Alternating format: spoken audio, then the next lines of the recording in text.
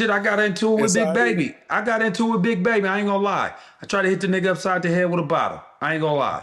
He was talking crazy to me. I grabbed the bottle, missed that motherfucker. I was like, damn. And I took that ass whooping though. No, I nicked him. I nicked him. Okay. I barely got him. My arm wasn't long enough. It was across the table. We was playing cards. You know what I'm saying? But the shit that he was saying to me, I just couldn't take the shit. I was like, huh?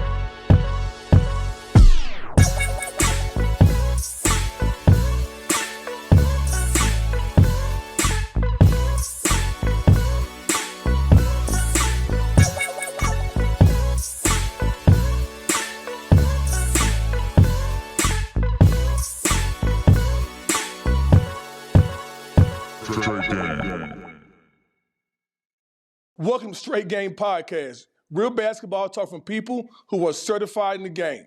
Thanks for tapping in. I'm Ty Ellis with my guys Mike, Bibby, and Eddie House. Before we get started, please hit that subscribe button for two reasons. So you don't miss any dope content, and so we can keep delivering dope content. You can also listen to us on Apple Podcasts and Spotify. Again, thanks for tapping in. All right, let's get it. First and foremost, we're going to get started by talking about the trade. The Hawks got rid of Trae, brought in CJ. What are your thoughts? Mike, first with you because you played in Atlanta. Mm-hmm. What can CJ expect? I'm confused. I don't know. I played, 13 years, 15 years ago. I'm confused. I've never heard anybody say, I want to go to the Wizards.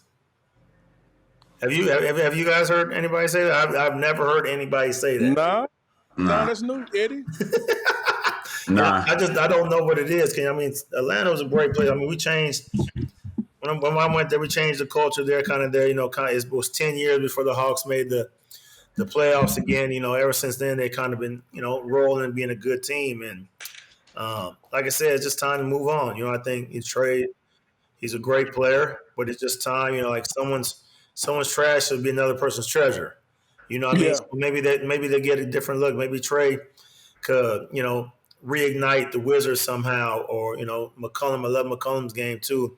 Come out there, kind of change the kind of the nature out there in both those teams. So I think I'm anxious to see how it goes. But Wizards, I don't know if they have I don't know what they got on to where it's been bad over there for a long time. Well, I'm gonna tell you what it was, Mike and Ty. This is what it was. It was about the money. Come on now. They didn't extend Trae. Trae was pissed from that point on. He was mad as hell. Like, man, you supposed to extend me right here. I done did this. Well, I done went to the Eastern Conference Finals with you. So he's going to Washington. They got a bunch of young players and some assets. Either he gonna go there just to get traded again to another team.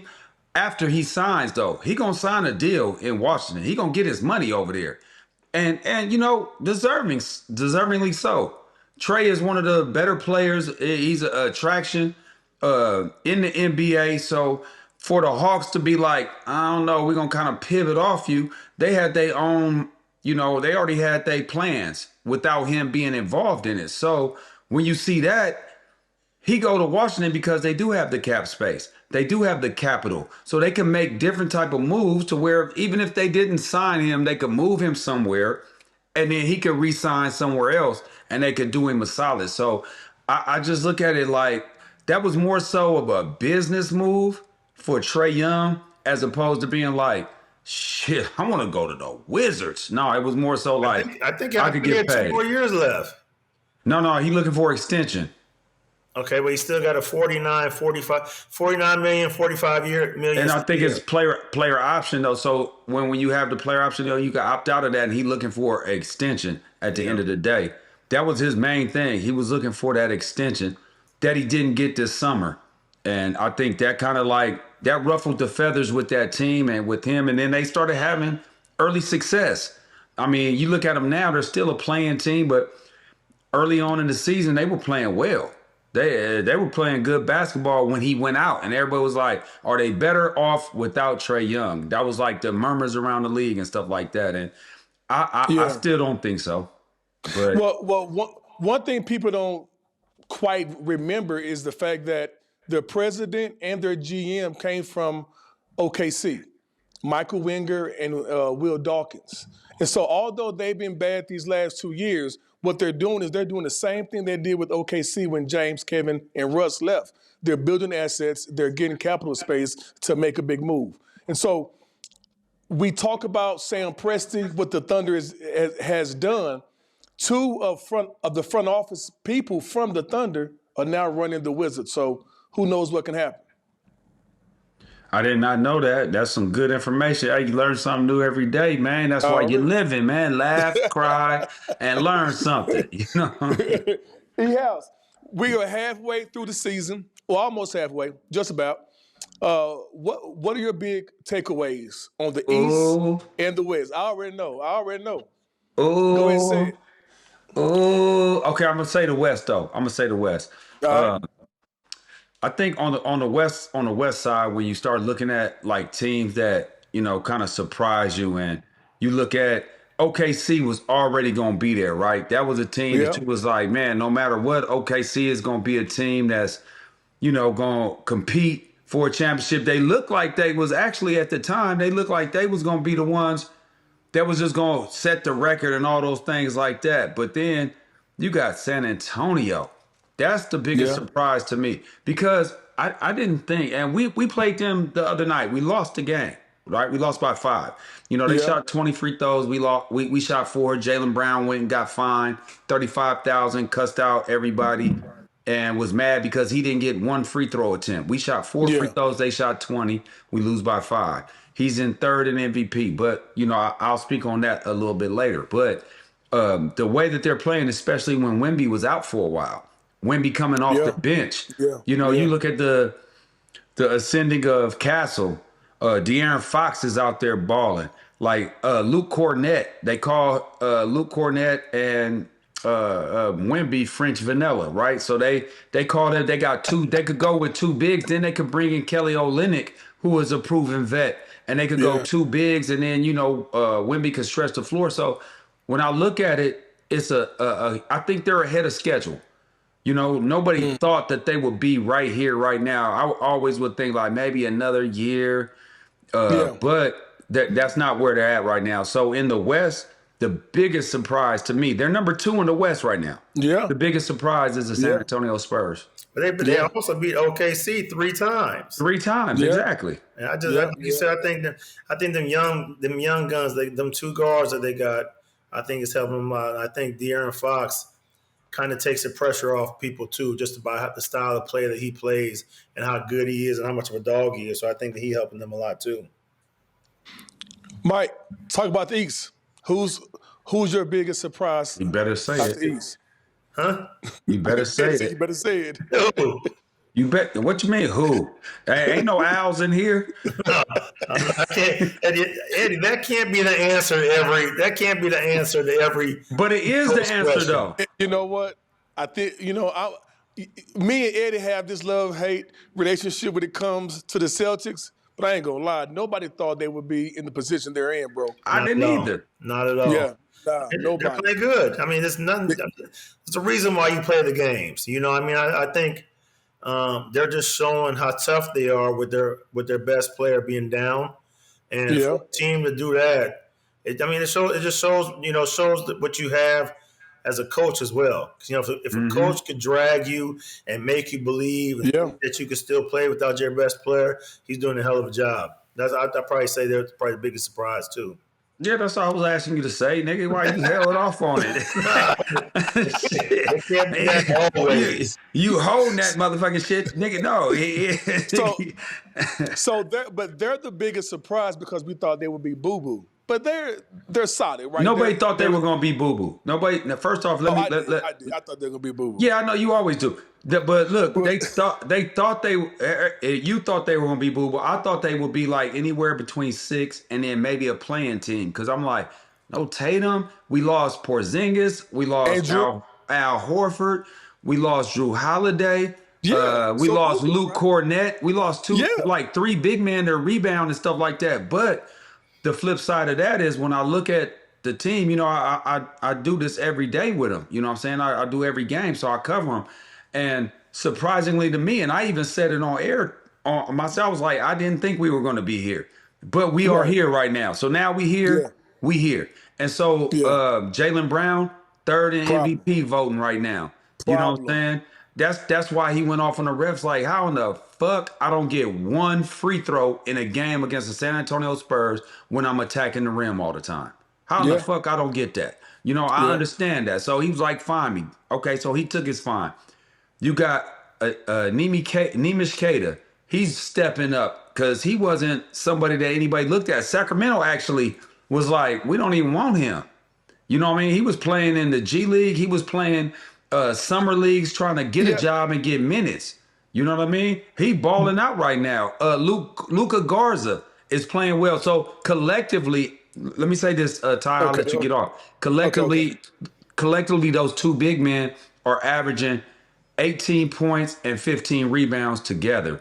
And sometimes it collectively is better than one motherfucker doing it because when you take him off, it's a huge drop off. It looked like it ain't a huge drop off, but one does something different than the other does. You know what I mean? And Yeah. Peyton Pritchard playing well, other guys playing well, but Jaylen Brown, you got to give credit to him and Joe Mazzulla because they are exceeding expectations Yeah. more than anybody ever thought. Well, first and foremost, we gave them way too much time considering they're in third place. So let's. What you mean they're in third place? We gave them They way just too was much in time. second place. They I lost didn't last. expect you to start going off on the names and all that. Now, Joe doing a phenomenal job as a coach. Hats off to Joe. Hats off to Jay Brown for him stepping up and carrying the load, quote unquote. And so, and he's a phenomenal defender. I love guys who play both sides, but we cannot go without talking about the Pistons, bro. Like the Pistons, they're the standard in the East. I need to say this right now. Since you start talking about hats off, take your hater hat off. You understand me? Take your hater hat off. You know what I mean? Yeah, the Pistons are really they're the best team in the league right now. That's right. And we got them I think coming up Saturday. Yeah, it's the end Best of the team in the road league. trip. You put them above OKC. No, I'm talking about no. in the East. In the East, Okay. excuse me. In the East. My bad. I misspoke. You know what I mean? Just like he be speaking all the time with his hater hat on. But look, but no, in Detroit, I've seen them play. We've played them twice, and they are a really good basketball team, man. They defend, Yeah. they get after it, they're physical. Cade Cunningham, low key. Monster. Yeah, you know what I mean? Low key, just flying under the radar to where nobody really, unless you really a hoop head, is like, oh, they talk about everybody else. Everybody Yeah. else gets talked about except Cade Yeah. Cunningham. And he has his team, and not only him, but you got to give JB Bickerstaff a lot of credit as well. No doubt, no doubt. I absolutely love it. Two brothers doing their thing with leading an organization to greatness. Hats off to them. So I just read this thing about the Rockets flying into Sacramento and couldn't find a place to stay. Like that should never happen. Has any crazy thing like that ever happened to y'all?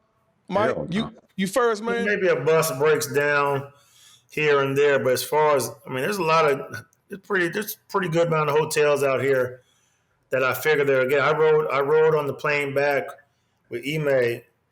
He was in Portland when I was out there, and I was kind of asking the question like, "What happened?" He's like, "There was no hotels available, all in Sacramento." I was like, "Well," he said, "We tried to Hyatt." I'm like, "There's a Sheraton too there, right too." He's like, I don't know what's going on, but there was no places for them to stay. Where an NBA team will stay, but as far as not having a hotel room, no, that's never happened. Maybe a bus or a plane to where we can't leave out at night, then maybe we got to leave the next day. Other than that, never to where hotels been ready. But you need your daily routine, game routine day. You need to eat. You have to have a good meal, take a nap. Shoot around, come back, wake up early. You usually have what you do during the day.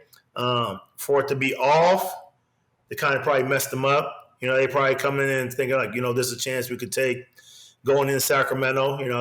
Their record isn't that good. Maybe go in and just maybe go through the motions, maybe get one out of there still.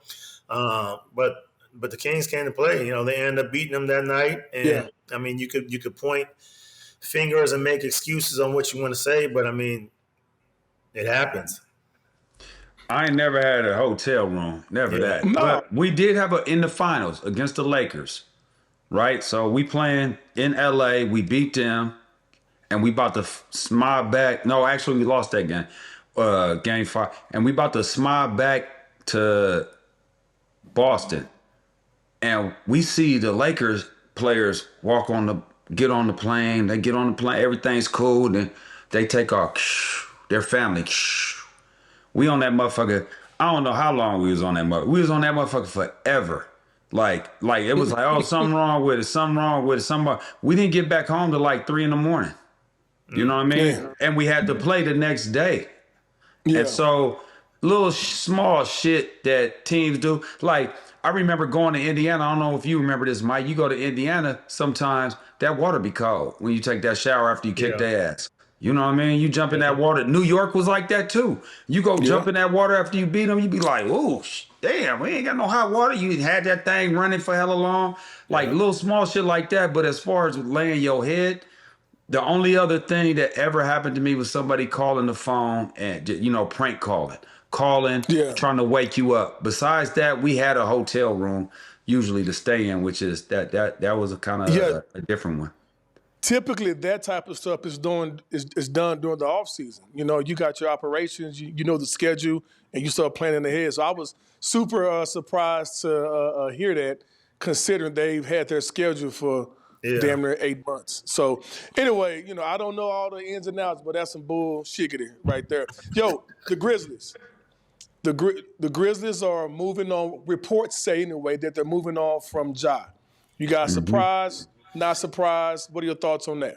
I think it's time. You know what I mean? Like, probably Wars will come out there. The new coach showed what he's capable of by calling him out. Probably which no coach probably has ever done. Right. And it's just like I said, like it happens.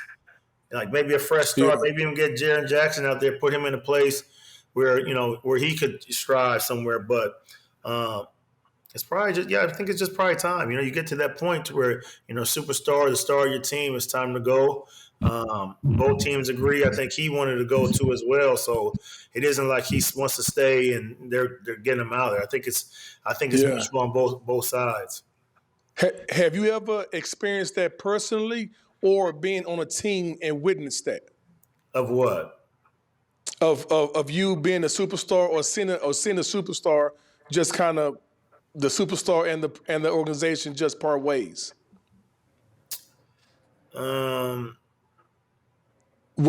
I think you talked like when I was here in my last year in Sacramento here, but I was about to get traded like a year or two before that. So I mean, it didn't happen, but then it eventually happened. The last time I went to Atlanta, but it was upsetting me. Like I said, I wanted to finish my career in Sacramento. I didn't know how much time was left, but we were starting to go the other direction. And they brought in other guys. Kevin Martin was kind of moving into his spot on the team. And it was like, okay, let's see what we could get back for him. But I knew it was time to go. You know what I mean? As much as I hated, like, it was, was upset that it happened, it was time. You know what I mean? I just think that, I think it was mutual here for that to happen. And I think it's mutual for Ja too. Yeah. Is it, Eddie, give your comment, but answer this question too. Is it possible to have an amicable separation, or does it always have to be ugly? No, you could have a cool separation. You could break up with a bitch and it'd be cool. No. You know what I'm saying? Shit. I had like to say when I got traded from Vancouver, rest in peace, Michael Eisner. He put me in the place. He put me in a place where I wanted to be. That's true. I gave him my top 5 places, and that was it. But you also get those people that will just put you anywhere just to something against you, spite you. I mean? To spite you. Yeah. And so it's very similar to like what's going on right now with Mike Tomlin and the Pittsburgh Steelers. Mike Tomlin stepping down. So that's a classy way to basically say they came and talked to him. They like, hey, we probably gonna move in the other direction. We're gonna give you the opportunity to just say you stepped down and not we fired you.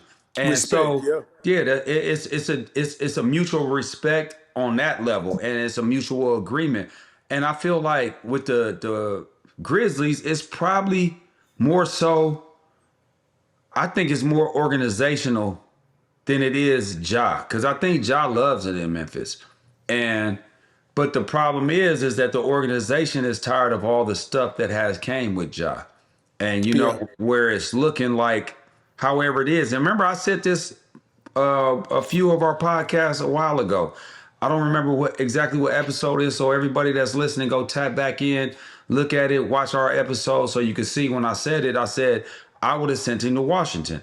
It's just so funny that Trey Young ended up going to Washington. He wanted to go to Washington, but when I was like saying that, I was like saying that kind of like tongue in cheek, where I was saying send him to Siberia, because if he doesn't want to be here, then he gotta go somewhere else. You know what I mean? And usually that's what organizations do when you are disgruntled, when you try to show and you try to flex. Like, hey, So I'm you was trying gonna to get up spite out of him? here. Yeah, they send you somewhere where you don't want to really be at, and then Yeah. on top of that, they're able to get a lot of assets because they know that Yeah. that spot needs you more than they need you. So Yeah. I would be happy for Ja, to be honest with you, to get a breath of fresh air, to be like, Yeah. okay, this is something different, and let's just turn the page on the Memphis thing. And I'm cool with that. Like I will be super happy for him, because I think that he'll thrive in that situation when he does finally turn the page and he gets his feet settled and dig into the sand. I think he'll be cool. Yeah.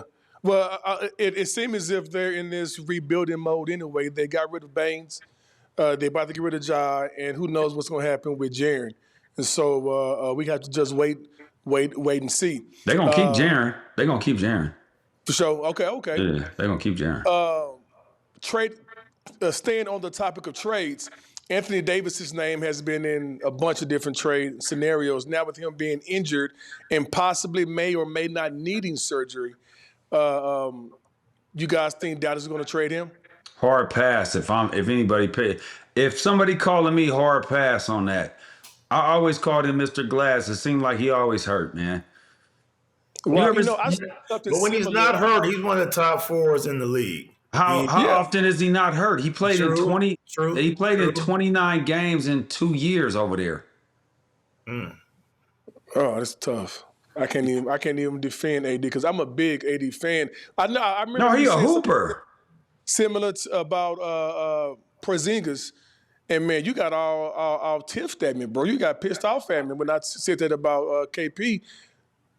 But KP won a championship, and he came in and was big in a Hey. finals game, though. I seen Porzingis warm up. He came and played the Hawks here. He came out on the clock when there's 5 minutes left, and went straight to half court shot, and was just throwing shit up at the basket, like from high up. I was like, "Oh, he ain't playing." He came out there Did and he got. play? He started playing, hit the first shot. I don't think he hit another shot after that. I couldn't believe it. I was like, no, hell no, he ain't playing. By the way, he just came out, and how much time he had on the clock, ain't no way he's playing. That motherfucker started. He hit the first pull-up three. I was like, oh, shit. And he ain't do nothing else for the rest of the game. Yeah, that's a hard pass for me too, as Eddie just said. Hard pass on Porzingis. I don't know, was he not making How my- Porzingis come up when we talking about Anthony Davis? Because you referred to Porzingis. I mean, No, I Anthony Davis didn't. being, as being Glass. Mr. That was your Glass, exact yeah, phrase. he's Mr. And Glass. when I said that about Porzingis, that kind of rubbed you the wrong way when he was with your mighty Celtics. Oh, you right about that. I'm glad you put that mighty in front of it, because you right about that. So, what possibly could Luka have said to Dennis Schroeder to make him want to put hands on him after the game and costed him 3 games? Like, you guys have any intel on that? I would have told him to come over here and get some of this. Yeah, I'm gonna give you what you're asking for. No, I know what he said though, because I was hearing a little bit. I don't know verbatim. I can't say verbatim what he said. Yeah. But it was something to the effect of his money. He was clowning him about how he didn't take that money when the Lakers offered him that $80 million deal and he said no. And then he had to sign the mid-level exception or the minimum for like $5 million. So he low blowed him. He low blowed him. So I think he said something like you should have came and got that money over here or some shit. He said. yeah, that's what I'm saying. He was talking. He low blowed him about his Yeah, paperwork. but that ain't Is that worth it? enough to get. That ain't enough to make you want to go to the back and want to fight him. No, but it is if you've been sitting on that for all these years. Yeah, I've been. It's been about 4 that years. shit hurt. Yeah, that's what I'm trying to say. He could have had 80.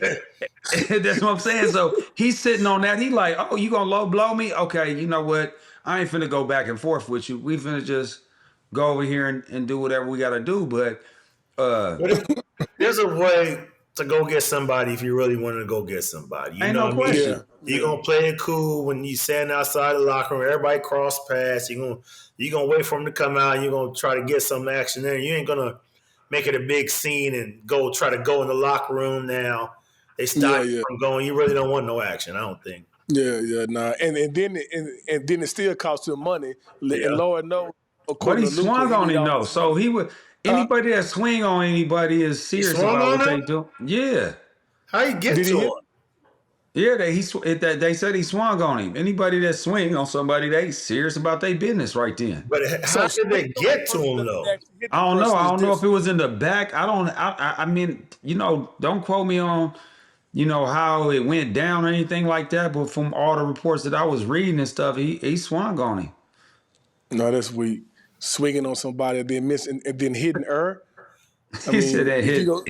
Hitting air. Air. Come on, man. We typically don't have any hot topics where we talking about people or anything like that. And this one isn't what I'm about to say now. I'm not doing that, but we have to talk about the confrontation between Draymond and Steve. I've never seen it boil to a point where a player just leaves the bench without the coach telling him to go. Is that something new to you guys? No. Well, leaving the bench, yeah. I think leaving the bench, but coaches and shit, Rondo and Doc used to get into it all the time. I'm talking about square up in practice. God rest his soul, Anthony Mason. This is the truth, because Bob McAdoo, you know what I mean, Hall of Famer, great guy. He always would talk shit. You know what I mean? About like if he was playing in this era, he'd be like, if I was in this era, I'd be maximum. Yeah. And he would be reffing the scrimmages when I played in Miami, my rookie season. So he'd be, and so Mace was getting fouled. Like, Zoe was killing him. And Mace was like, man, call the fucking foul. And Bob said, ain't no fucking foul. You keep playing. And they won't face to face. The funniest shit about all of it was McAdoo really didn't want none. And, and I love Duke. But he didn't want none because he was like, hold on, let me take this watch off. And he was over there wrestling with his watch.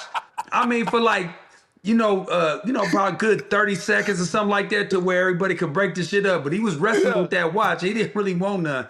And that shit was funny, but like that's the only kind of shit that I've never seen a guy be like, man, fuck you, coach, and I'm dipping out like that. I've never seen that one. How about you, Mike? I haven't seen anything like that either. I think it was just kind of knew it was about to be a distraction for him, so he probably just left anyway, just to make it easier. I'm not sure, but like anybody. See, that's why you get today. Like back in the day, nobody would have said that to your coach. Like I wouldn't even thought about saying that shit to my coach. You know what I mean? Regardless of how it looks or whatever. Like all this shit that I'm seeing now, even when I'm coaching now, like you tell them something, they roll their eyes and they're doing all this shit. I would have you would have got your ass busted at practice. You do that shit. Hey, you know what I mean? Mike, you see a nigga roll his eyes and be like, man, that's what a bitch does when I tell her something that she don't want to hear. Fuck you rolling your eyes for? Niggas don't roll their eyes, man. I went off on the day, but I mean that's how it is, man. But you're trying to help these kids and put them in the right position, and to be successful, and now they think that you're always going at them and this and that. So like the culture has changed, I think, in that aspect. And like I said, I don't know where it comes from. Like me and my coaching staff talk all the time. Like, man, when did that start coming about? Sensitive. You know what I mean? Yeah. They sensitive, Mike. That's all it is. These niggas is sensitive. They don't want to hear the truth. Like sometimes, I'll give you a story real quick. This is the true story. You remember Blake Pingali, Mike, from Washington State? No. Remember him? Okay, so he was a freshman when we was a freshman. He made the all-freshman team like me and you did. And so he was, I had Coach George McCorn, and God rest his soul, mean. He was a mean ass coach, right? And you didn't know what he was. You know if he was Mexican, mixed, black, whatever, but he had on gazelles, so that gave it away. I was like, they wearing gazelles? I was like, okay, he got on some gazelle. That's the old school dope man glasses right there. So, and he was from Compton. And everything that I know from people in LA, they was like, he was valid out there. And so he told me one time, this is the true story, and I was so mad, and all my teammates was laughing. The nigga said, if Blake Pingali scores 10 points, Eddie, I'm going to kick your ass.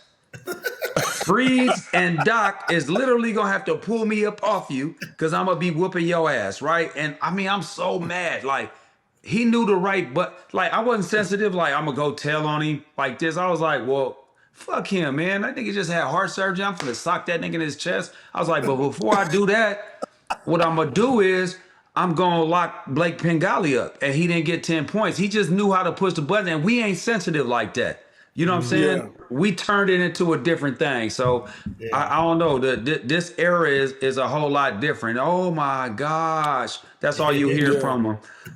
Yeah. I tell you, I liked how Steve didn't throw Draymond up on the bus, how Steve had his back, and then Dre circled back and had Steve's back. And so Steve isn't sensitive either. And it's a lot of coaches, man, who will hold it against Draymond because they feel embarrassed or their ego is bruised. But it really showed me that they have something special there.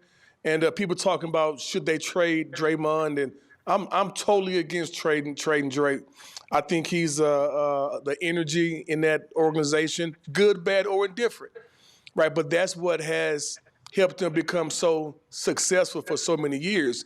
But the one question that's tripping me out is what's going on with Jonathan Kuminga, man? Super talented, but I don't know if he is saying the wrong things, if he has this sense of entitlement, but he's a young guy amongst all those vets. And, like, I wonder what's going on with him. I have no idea. I mean, they're looking to trade him here. See, but it's still like it's one of those. I feel like he's like one of the guys that are here already. You know what I mean? As far as like the bringing in a player and bringing out trading a player for a player that's almost kind of the exact same guy. But Doug, I feel good, happy for Doug. Doug got the last two. I gotta have my former Kings players backs and the Sacramento Kings back. So I still think something needs to be done as far as like moving in a different direction. Hopefully they get it done, man. They got the new guys coming in here to help the team. And I think they'll get something done.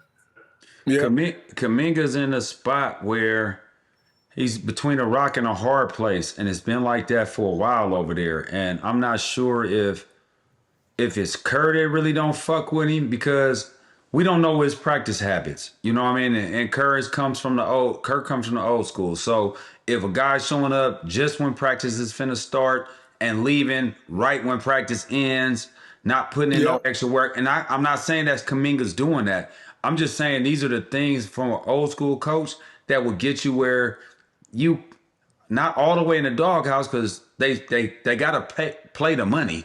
You know what I mean? You got to get out there and play. And does he fit in that system? You know what I mean? Because it's still Steph's system. You know what I mean? Dre is the one that kind of orchestrates everything, right? Can Kuminga stretch the floor? Can somebody help off of Kuminga because he can't hit a three and just got to worry about, you know what I mean? And just change their defense up, shift the defense. So it's like so many different little variables that goes on in it. I think Kuminga is super talented, man. I really like how Kuminga could play.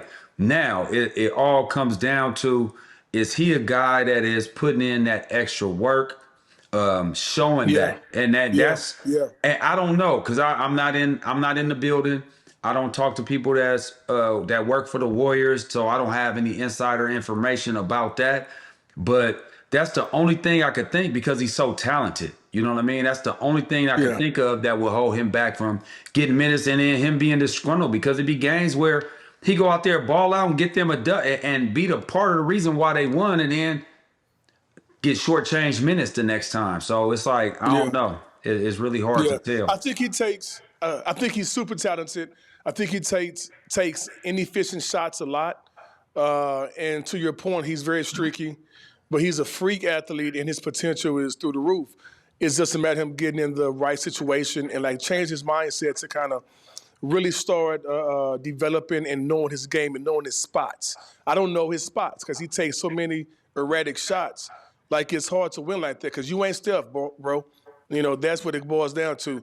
But now it's time for a segment we call Backspin. Okay, go ahead. I got a real quick question for you. When you say potential, because you a coach, Mike, you a coach. When people say potential, right, and somebody's been there for X amount of years, should that word be crossed out, and then you are who you are at that particular point? I'll let Mike go. Go ahead, Ty. You got it.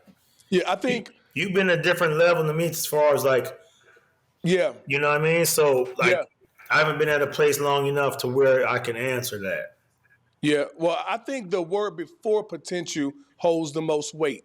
This person has potential or had potential, right? And I think potential has a shelf life, right? And so there's so many guys have this potential, and then that's what they lay their head on, and they start working, and they hear all the noise, and they start.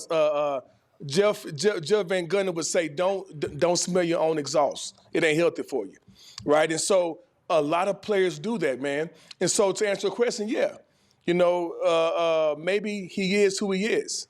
Now, can he change? Yeah, but maybe the environment has to change as well. Maybe he has to experience falling down. And sometimes these young kids or these young players think they're bigger than the game. And that's a big problem that's going on right now. So that's my 2 cents on that. I think he still has a lot of potential, but I think he needs a mindset change, and that has to be willfully embraced. No, that's well said right there. I could agree with that for sure. Okay. All right. Now it's time for a segment we call Backspin. This is where we take you back to a moment and give a real story. Straight up, you don't have to say names, but the fans want to hear the real. Mike, I'm gonna start with you. Was there a time that you almost came to blows with the player, or is there a time where you almost had a moment like Draymond with the coach? I'm very easygoing, Ty. I almost got in a scuffle one time. We were playing the Cavaliers. I was rough. I was bumping Bimbo Coles up. I was tearing the patch out of his ass up there. And I remember I went in for a layup, and he kind of pushed me. So I went in for a layup, and he fouled me. So I kind of tried to grab him to hold me up so I didn't fall. And he kind of two-hand pushed me. My first instinct was to get up and not to get punched. So my first thing, I went and got him in a headlock. And so I just had him in a headlock, but I'm over there by their bench. And I have him in a headlock, but I'm just looking around, holding in, make sure nobody come up behind me. And then, I remember Mike Dickerson was, how Cleveland is, got the high seats where you can't get up. Mm-hmm. I got up after the game. They kicked me out the game. Mike Dickerson was like, Mike, I was in there trying to get you, man. I hit the thing, and the coach held me back. I believed him too, but everybody else on the court, man, that's why I was by their bench, and I just had him in a headlock and was just like, man, just don't let nobody come up behind me. I ended up calling Stu Jackson that night, like, Stu, I got him in a headlock just so nothing happened. I didn't get punched or nothing. And he was like, all right, Mike, all right, I'll get y'all take a look at the film and do all that. So, Stu had my back. It's crazy because Stu was my general manager when they drafted me. So I think Stu looked out for me a little bit. But that's kind of the only thing. That's not kind of the only time I ever got into with anybody. Like I said, I'm one of those headier guys. You have some players that were hard to talk to, or get a different mindset, and it's like certain ways you got to talk to people. And I think the guys that I played with respected me enough to where if I gave criticism, it was constructive for them, and I learned how to talk to people a certain way. And I mean, I never got in any situation with another player from another team as far as like talking shit, because I was always quiet. I'll tell you one story about the Arizona State Sun Devils when we used to play. Here we go. The Arizona State Sun Devils used to play when we played them, right? And so that's all they did. I never seen the whole team talk shit. The whole team was just talking. Who was the leader? And Eddie was up there. Was Anlon? What's his name? Anlon Lewis. Lou. I think Mike it was Batiste. Mike Batiste. I didn't really hear him talk much. It was you and him mostly. And he was just. He said it was you. Yeah, he'd just be in my ear, man. And he never would say anything though. He would just be talking shit. He'd be talking the whole game, and I'd just be like this. And I didn't even hear him. And I never said nothing back to him. I don't even know what the fuck he was saying. One time he was like, "Oh yeah, I'm with your sister, and your sister's so beautiful. This and that. Oh, your mom is a beautiful woman." And I'm sitting there like, I didn't pay him no mind until we went and busted that ass, and I just left it alone. Man. And it's funny because he got in a fight with one of my teammates, and when we were in Arizona, we played because we'll be in the same area together, right? So we end up eating at the same place, and so he ended up getting in Oregon. Yeah, so he ended up getting in a fight with somebody on the team, and I remember I went to use the payphone that night. I was on the phone. And 5 of them approached me. They were like, "Where's Miles at?" I was like, "Shit, I don't know. Fuck you, I'm over on the phone, man. Let me talk on my phone, man. Y'all leave me the fuck alone, man." And that was it. They walked off, and that was it. It was that's a true story. We was at that was like when we stayed when we was about to play Washington. It was that train place where train place is where the fight happened. That was a 6'9" nigga, by the way, that I got into it with. He was talking crazy to me. I had to. Hey, only thing though, I was looking at when I was like, man, that ring that he got right there. If he catch me with that motherfucker gonna hurt. You know what I mean? Like shit. But I went upside his head. And shit, he caught me too. We had a fair one. You know what I mean? We had a fair one. I wasn't mad at that. We had a fair one. Yeah.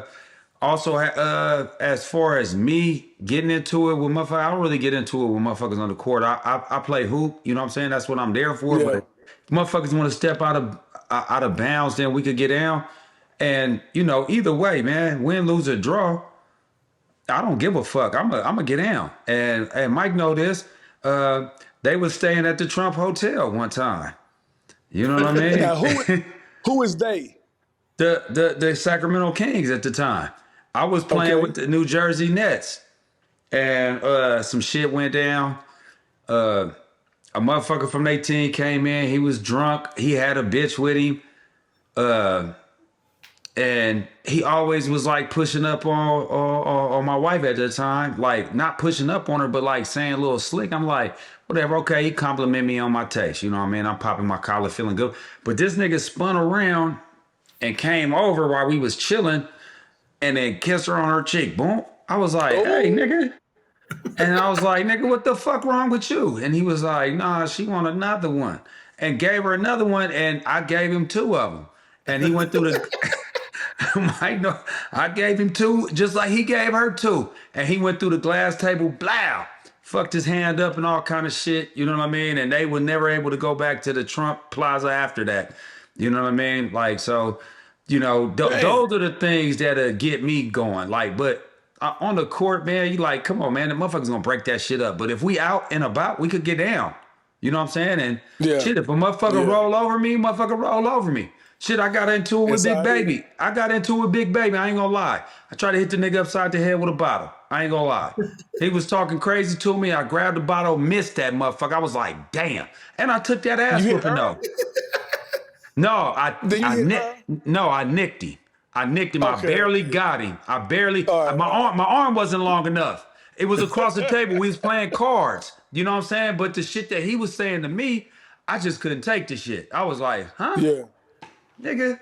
And I was, you know what I mean? I was like, shit, I'm gonna hit this nigga upside the head. But shit, yeah, I took that L. You know what I mean? Like, I ain't got no problem saying it. You know what I mean? Like, shit, if you get into it enough, you gonna win and you gonna lose. Yeah.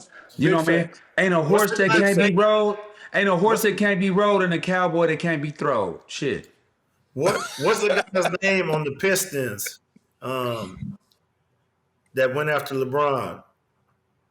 Oh, that nigga there. He stayed wanting to fight. He did like this to another nigga the other day and got kicked out. Oh, for the Pistons? Yeah, that's Isaiah Stewart. Isaiah Stewart. Yeah. He did like this. He was like, I forget who it was he got into it with. They face to face. They talking. He was like almost like, I am out, uppercut your ass real quick. He got booted out. He don't be playing. He with the movement. Stewart, that's a modern day Charles Oakley, man. That's a modern day Charles Oakley. He with all the smoke. He gonna D his behind him. He gonna play good defense, block shots, get dunked on, but you better not flex on him. You better not flex on him. Yeah, you better not do. I double dog dare you. He with all the smoke. I think he from Jamaica. I think he from Jamaica. So he don't, he damn well he ain't playing. And they got a team full of those type of dudes with the Thompson kid and who else? I just thought of it. Damn, I just went blank. But somebody else. Ronald Holland, the Dallas kid. I mean, as a matter of fact, the Pistons got 3 kids from Dallas. Man, I'm telling you, boy, it's just something about Texas, dog. Something about that Oak Cliff area, man. Y'all got good barbecue. Y'all got good barbecue. Man, it's one of them damn barbecue. I'm talking about now this is a different segment called Overreactions, right? This is where I make a bold claim and you guys answer true or false and why. First one, E-House.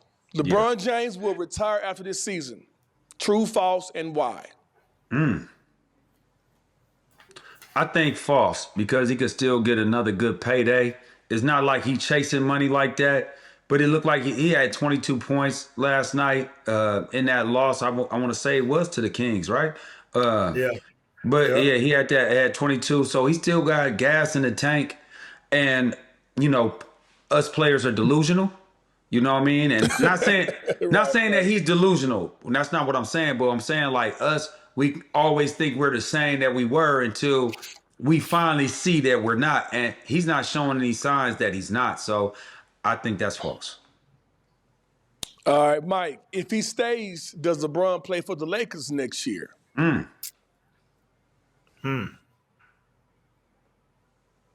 I think he does. I think he finishes out in LA. I don't think he might want that on his career, another team and this and that, and try to go fit in with another team and do all that. I think he stays. I definitely agree too.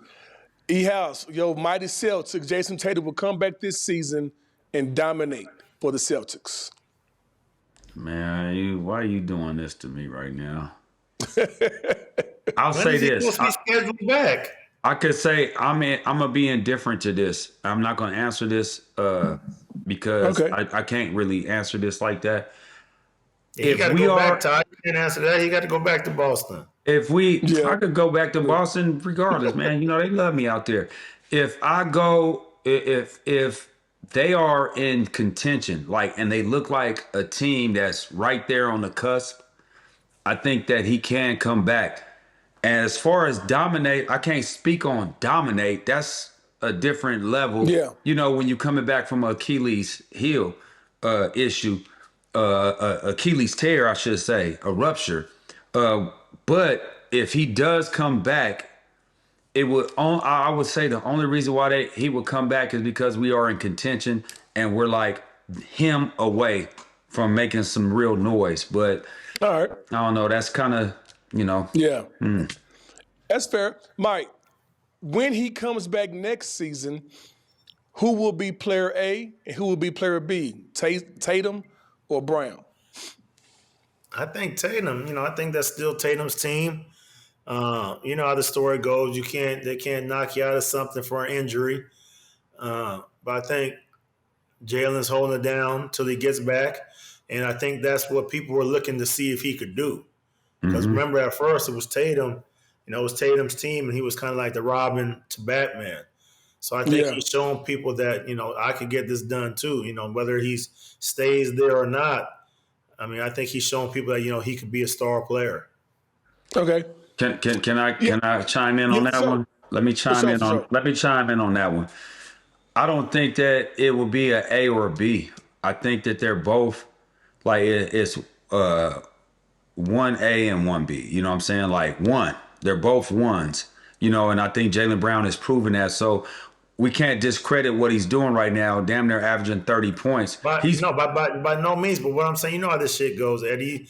No, somebody wants to be that alpha male on the team. Yeah, you can't. They're different. But you can't share those duties on any team. I don't think there's any team in the league that any player shares that duty with another player. But it's different though. This is what I'm trying to tell you with they grew up together. You got to think they got drafted when they were 19 years old, 20 years old, something like that. They are now 10 years. Think about that. 10 years in the league. So they actually literally grew up together. So it's different when you come in and you like, okay, I got to establish myself and this is how I got to be and I got to do it like this. They've been doing this for a long time. And I think that it's one of those where you could pass the baton like, oh, you rocking tonight? Go ahead and rock out. I ain't even tripping. I ain't looking at trying to get my money like that. Like they both already paid. You know what I'm saying? They both got $300 million deals. So it's not I'm trying to get my money. I need to show that I'm the alpha. It's not that. But it's still egos. Just like how they don't have that though. That's the thing. But he was finals MVP, right? Yeah. Yeah. And so for him to be finals MVP get picked for the Olympic team, what's going on?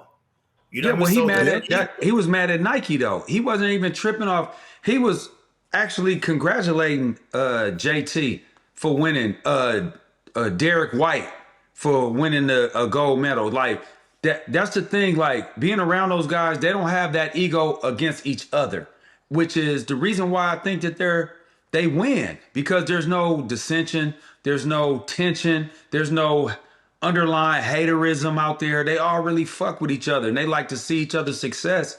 And so I could still be successful with you being successful, with Ty being successful. Yeah. That's how they think. Yeah. And so I don't think that, that's going to drive a wedge in between what Jalen is doing. I think what Jalen has actually did was open up the airwaves to everybody to see, shit, he's a motherfucker too. And he could carry a franchise, because that's what everybody was asking. Like, can he be a number one? And he's showing that shit. He's damn near averaging 30 points. So I don't think it won't be no friction over there, man. That's me being on the inside. Yeah. I'm not gonna lie, JB is one of my favorite players. I love his maturity. I love everything about him. His off court acumen, his on the court professionalism. Now I do agree with Eddie. I think that they can both average close to 30, but also if JT is rocking one night, they feed him, and vice versa with JB. So that's a very unique combination to have. But to Eddie's point, they have grown up together. Mike, true, false, and why the Milwaukee Bucks will trade Giannis in the offseason? I think it's time. I think these are one of those situations that I've been talking about the last few times. Like, had a great run. It's time to go. It's time to go. And I just that's just the way I feel. I mean, you can see it in the way he plays. He looks frustrated. It's just, I think it has to happen. I think it's true. Yeah, it's time. Eddie, they trade Giannis this offseason. Does Thanasis Antetokounmpo have a job with the Milwaukee Bucks? That's funny right there. Yeah, no, I think he got a job where Giannis Wherever gets Giannis traded. going. Yeah, wherever Giannis is Facts. going. Facts. He has true, false, and why the New York Knicks will win the championship this year. False. That's false, and Why? I'll tell you why. I just don't. I feel like they too reliant on Jalen Brunson. You know, his usage rate is super high.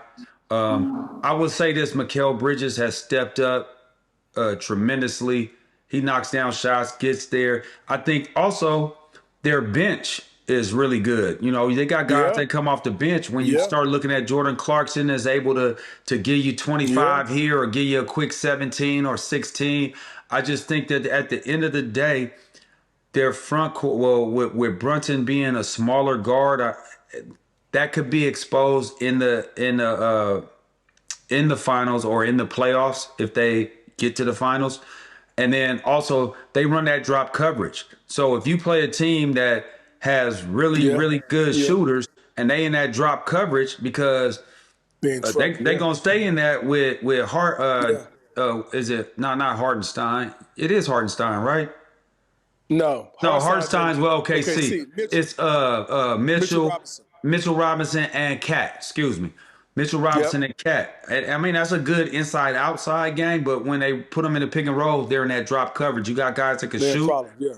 You could exploit that. And you could, if you don't have to shoot it, you could also penetrate that, collapse the defense, and then here comes another action and another action, and now everybody's back Yep. below that free throw line, and you're able to get whatever you want from that. So to me, that's a no for that reason. Do they have players that could really rock and roll? Yeah, they got some cats out there. No pun intended. But they got some good players out there. Seriously. But no, I Yeah. don't think they can. Okay. All right. This is our final segment called Open Court. That's when we hear from you, the fans. So these fans reached out for a couple questions. Frank Vick wrote this. Mike and Eddie, can you speak a little to the U of A and ASU rivalry and any good stories come out those playing days? A lot of people don't know that each school tries to outdo one another by painting the respective A on the mountaintop. What is that about? Just people, kids that got time to go out there and fuck with the A on either side. But I mean, there was always a rivalry there. You know, you go in, I'm going back home.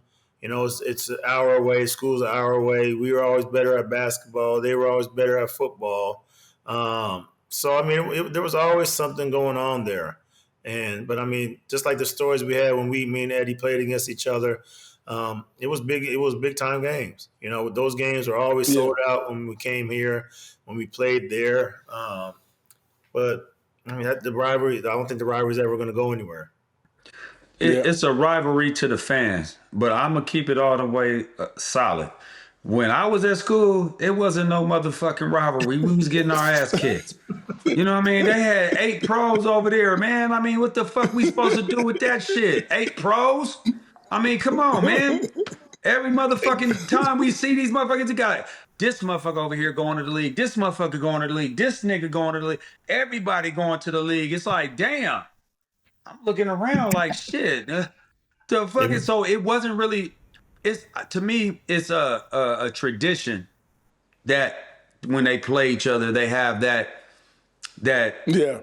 instant hate for one another, like ASU versus U of A. But to me, a rivalry, you got to be kicking some ass, and they got to be kicking ass. You can't be getting your ass kicked. It was one-sided on. Oh man, that shit was lopsided. I'm telling you, shit, that shit was lopsided than a motherfucker. Fuck. Keep it real. I keep it all the way one solid. more question. QP wants to know, Mike, what was the greatest moment in your basketball career, and what's your favorite all-time pair of basketball shoes? Favorite moment in my career was getting drafted. You know what I mean? That's when it got real for me. Like, damn, I made it. You know what I mean? Yeah. You never, you know, the championship at U of A was good, but it wasn't my dream to win a national championship. You know what I mean? It was my dream to go to the NBA and, you know, be able to take care of my family and be able to take care of everything and stuff that I never had. So that's probably the biggest time of my career is getting drafted. And your favorite pair of basketball shoes? I mean, whatever it is, it's a Jordan. You know what I mean? So, regardless, I haven't put anything else on my feet in since 1998, probably. When I first went to the league, and it was, at U of A they had Nikes and stuff for us, and but ever since I got to the league, it's been Jordan. You could go all the way down the line. There's a lot of shoes that I played in throughout my career. And, the first shoe that I think I ever really, really played in was at U of A, the 13s. They just came out, the red and white ones, and then they had the blue with the kind of gray mixed in there with that too. So that's kind of the first Jordans that I played with, as far as playing. Okay. How'd you feel when you got your first Jordan PE? It was my first year, and it was a Jumpman Pro, and it just had, I didn't have no nickname or nothing yet, so I just put Bibby 10 on the back, and I was just holding the shoe like, damn, I got my name on my shoe. It was good. It was a good feeling, just like I said, to be with Jordan and the way they took care of us and the way they take care of us now, second to none. Like, we still get boxes every month, and you get all the new stuff. It's not as much as when we're playing. When you're playing, you get every single thing that drops. Socks, right? Beanie caps, scarves, blankets, everything. So, they still take care of us really well, and just glad to be a part of the family. All right, but E-House, what's your greatest moment on the basketball court? My greatest moment. People probably would think that it's when I went for 61 against Cal, which was a great moment. Yeah. Because it was the last time I played in front of my family when I was in college. Everybody was there. Everybody, my grandmother, my great auntie, my great uncle, moms, pops, everybody was there. You know what I'm saying? Like, it was a family affair. Yeah. But I would have to say Game 4 of the NBA Finals when, everything came together. You know what I'm saying? Like, a couple games, I'm coming in at the end of the game, not really playing like that. And then Game 4, we losing. We're down by 20-something. And Doc throws me in. But the whole time, the reason why it's so great to me, because I never wavered on my work. I would go after practice, late night hype, and go get my 200 makes in. Just because I'm like, man, if he calls me, I gotta be ready. And when he called me that game and we made that comeback, and I hit that three, I made that pass, and then the first shot was kind of janky. One of the shots I made was kind of janky. It was off one leg in the middle of the lane, or like a one-leg runner, and it was like a jump shot, and it went off glass, but it went in. And it started changing the tide of everything. So I would say that game right there, when we came back and we went up 3-1, instead of them it being 2-2, because that's a whole, and then we lost the next game. You know what I mean? And we lost that next game, Game 5. So if we don't win that game, then we down 3-2 going back to the house. So I would say that was probably the best moment I ever had in my life, like the feeling, because everybody felt it. Like, not only me, but everybody in our locker room, we was like, we winning this motherfucker. They ain't no way they finna win 3 games before we win 1, period. Yeah. I got 2 that sticks out. The first one is I was in college. I went to a small Christian school, and nobody ever plays pro ball from my school. But I see some NBA scouts in the stands. I'm like, damn, who they come to see? Because I'm like averaging all these points and top scorer in the country. And then that's when my coach said they come to see you. And that's when I started realizing, damn, maybe I can play pro basketball. And it's crazy because fast forward to my first coaching job was with the Thunder, their G League team, and I'm interviewing with Sam Presti, and Sam Presti tells me, man, I saw you play in college.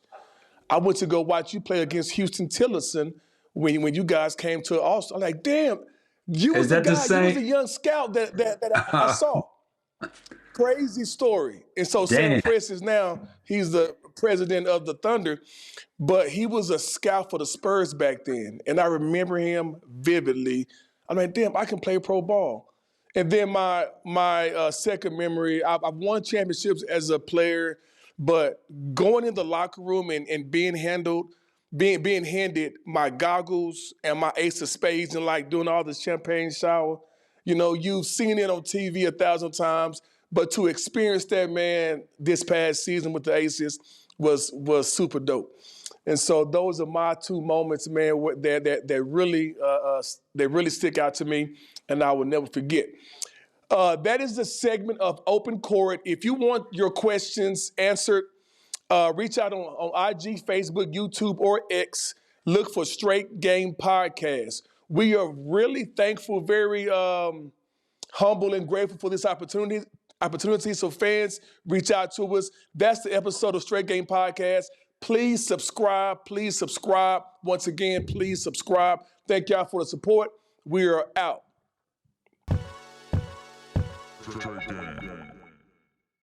I'm Mike Bibby. I'm Ty Ellis. I'm Eddie House, host of the Straight Game Podcast. Each week, we're bringing you real, raw conversations About sports, life, and family. Tap into Straight Game wherever you get your podcast. You can also watch all episodes on YouTube.